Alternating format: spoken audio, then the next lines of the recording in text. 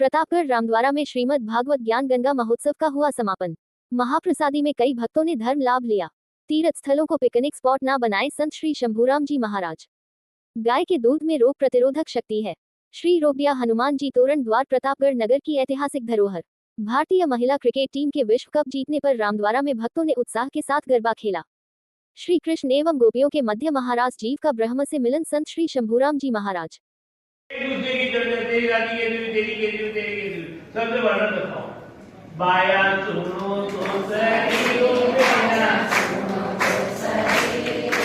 बाया सुनो तो सही हो बेना, सुनो तो सही, राजी दया माने बोल सही, घर में खाना पाने वाला खाना पानी जाना, घर में खाना